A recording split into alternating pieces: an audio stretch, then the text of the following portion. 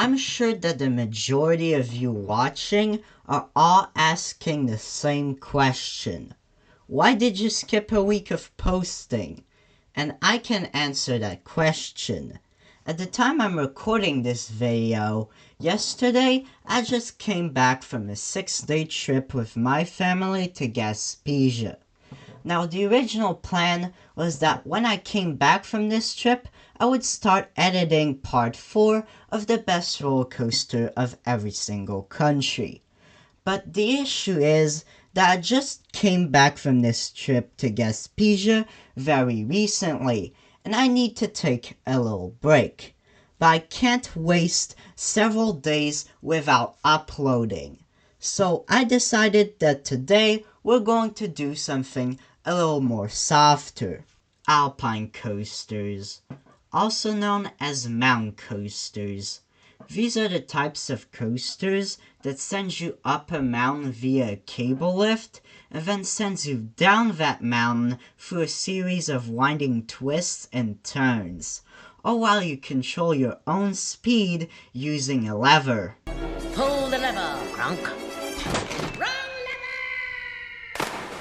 Alpine coasters come in all shapes and sizes, from standard alpine coasters to single rail alpine coasters. There is something for everybody.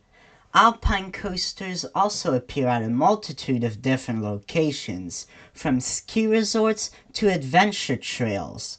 But then you have these places that are pushed to the wayside and could definitely benefit from an alpine coaster. So today I'm going to look at a bunch of different places and tell you why they need an alpine coaster.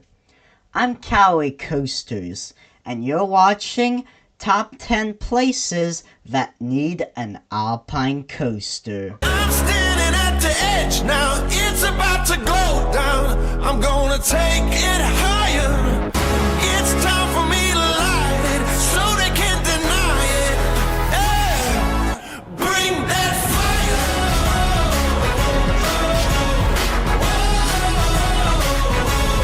Bring that fire.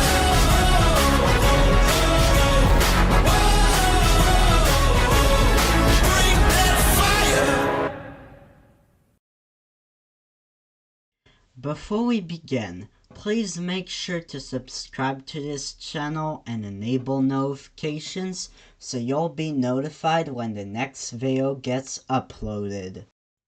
Quick note, for all of my viewers who live outside of Canada, this list is going to be quite unfair, as all of the entries on this list, except 2, are in my home province of Quebec. Why? Well, it's because it's the place I'm the most familiar with. I'm not ranking these places based on if they have the budget to buy an alpine coaster. I'm ranking these places purely based on how an alpine coaster would benefit them. Alright, with all that out of the way, let's get into the list. The first entry on this list may surprise you, not only because it's one of only 2 places on the list outside of Quebec, but also because it's just a place you would not expect.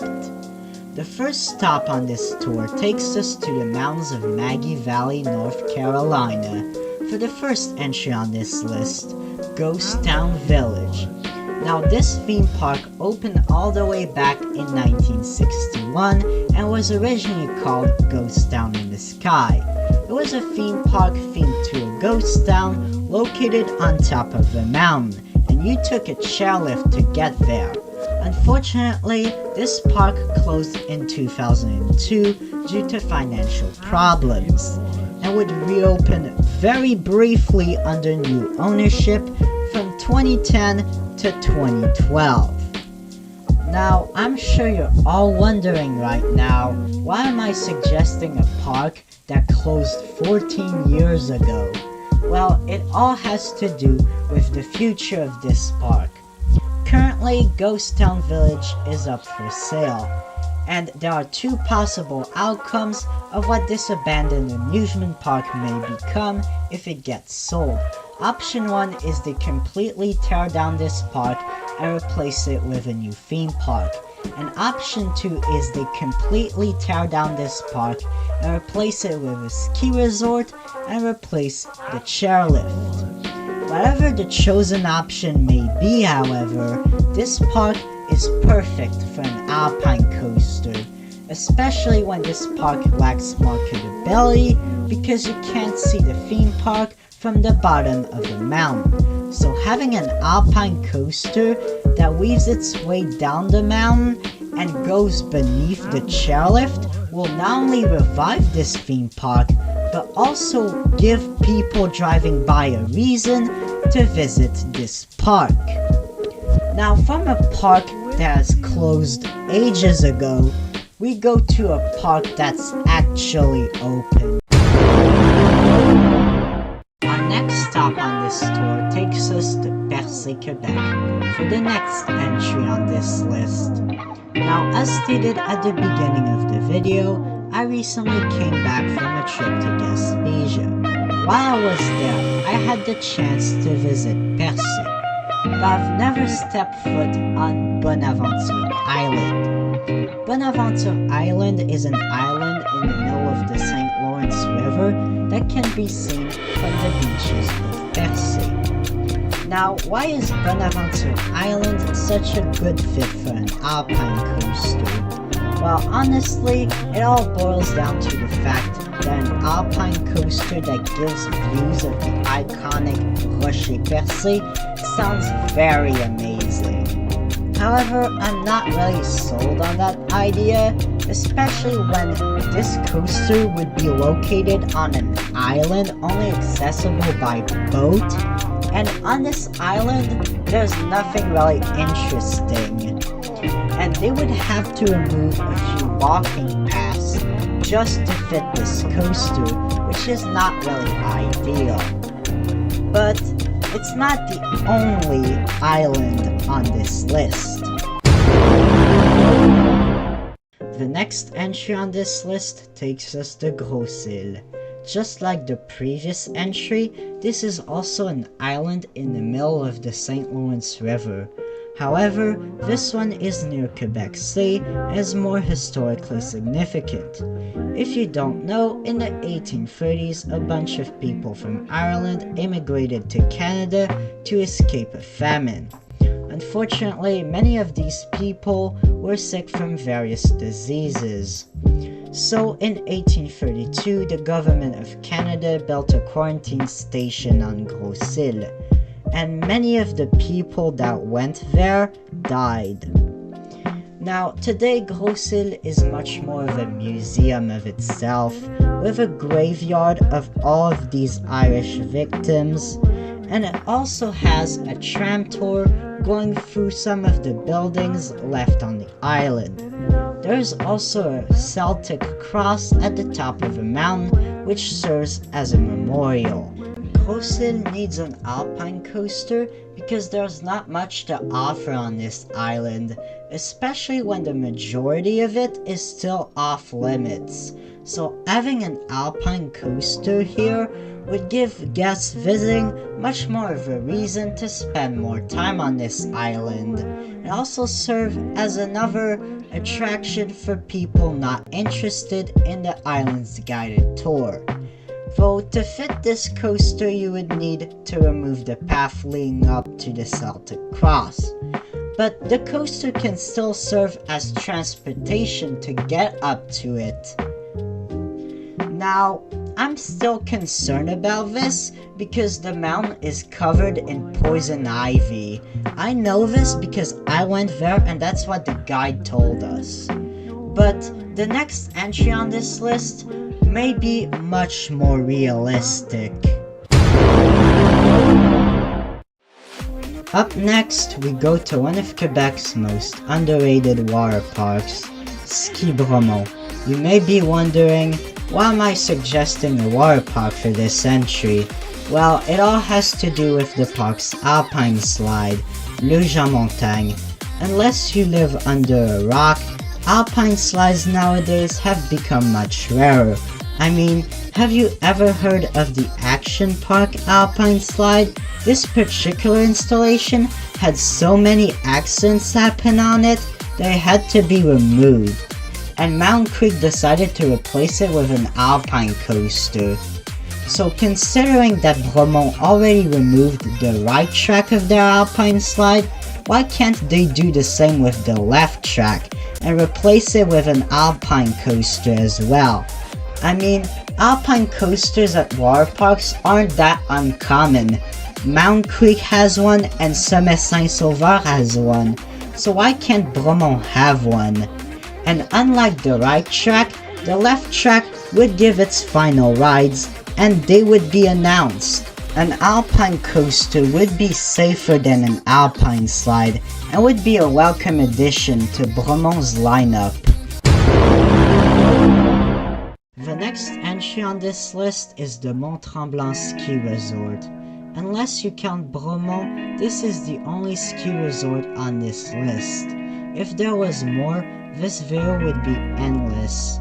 Now, I have my reasons for picking Mont Tremblant over other ski resorts. Whenever I ask people about Alpine coasters or Alpine slides, they always tell me that Mont Tremblant also has one, but they're likely confused with Skyline Luge, which is their gravity-powered mountain go-kart thing. I always thought that Skyline Luge would work well at Camp Fortune rather than being at Mont Tremblant. And if they can, Mont Tremblant could trade Skyline Luge with Mountain Pipe Coaster. Just a thought. Or they probably would just buy an entirely new Alpine coaster. But if Mont Tremblant gets an Alpine coaster, all the friends that told me that Mont Tremblant has an Alpine coaster can finally be right. For this next entry, we go all the way to the border between Vermont and Quebec for the next entry on our list, Au Diable Vert. This nature trail already has an amazing attraction in Vélo Volant, Canada's only canopy cycle. Having experienced it myself, I can say that this attraction is very freaky. From the swing of the trees that act as the ride supports, to the altitude of the ride itself. An Alpine coaster, especially a single rail one, would fit extremely well at Au Diable Vert. Both Vélo Volant and this Alpine coaster could allow guests to see the scenery around them from two different ways, either up in the air or down on the ground. However, I think there's a location that is very more suited for an Alpine coaster.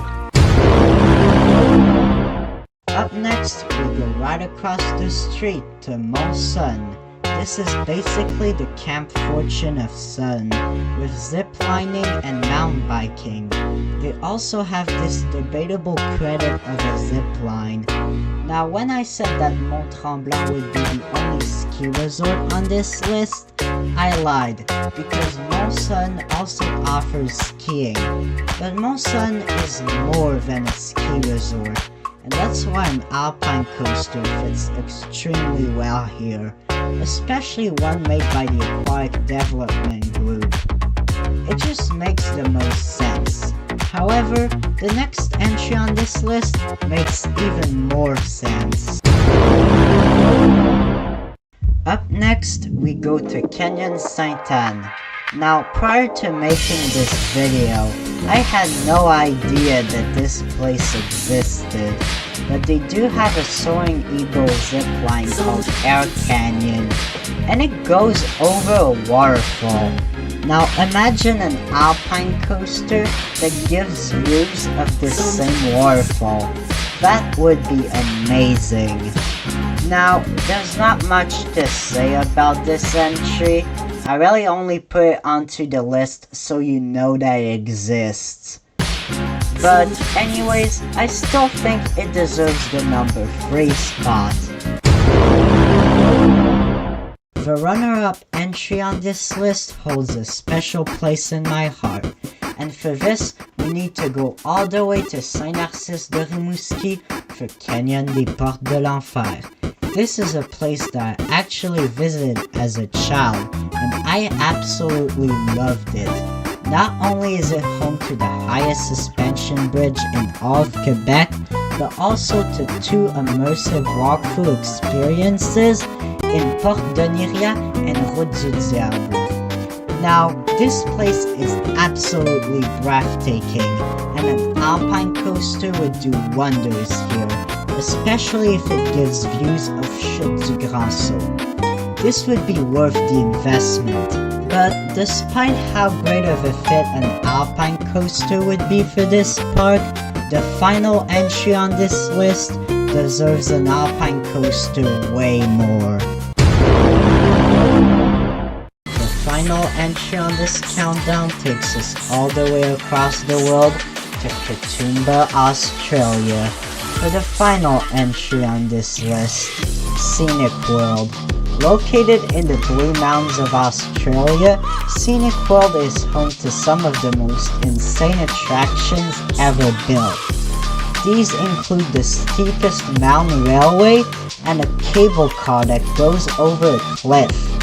They once even tried to do a roller coaster with Orphan Rocker, the first coaster to feature rocking cars, but they couldn't even get that to open to the public.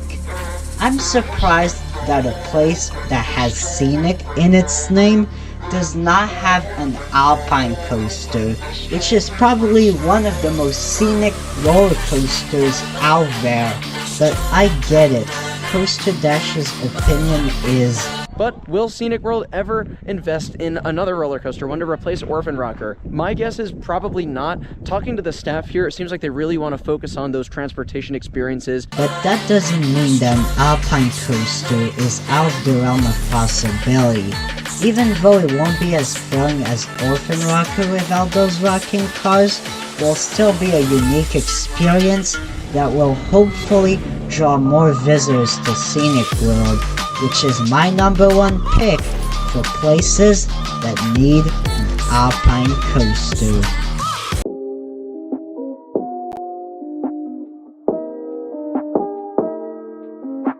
There are a lot of places around the world with beautiful scenery, and that scenery can be enjoyed the best on an Alpine coaster. But not every place needs one. Sometimes you can just enjoy the scenery by walking by. But all of the places mentioned in this video could definitely benefit from an Alpine coaster. And maybe, someday, these places may get that thrilling toboggan descent that they deserve. If you enjoyed this video and want to see more content like this, feel free to hit the subscribe button and enable notifications. A like on this video would be appreciated, as it ensures that more fun content like this can be created for coaster enthusiasts like you. And if you have any other suggestions for places that could have an Alpine coaster, please comment it down below. I love reading all of your comments. But until next time, I'm Callaway Coasters, feel the grip of Vortex, and I'll see you all in the next one.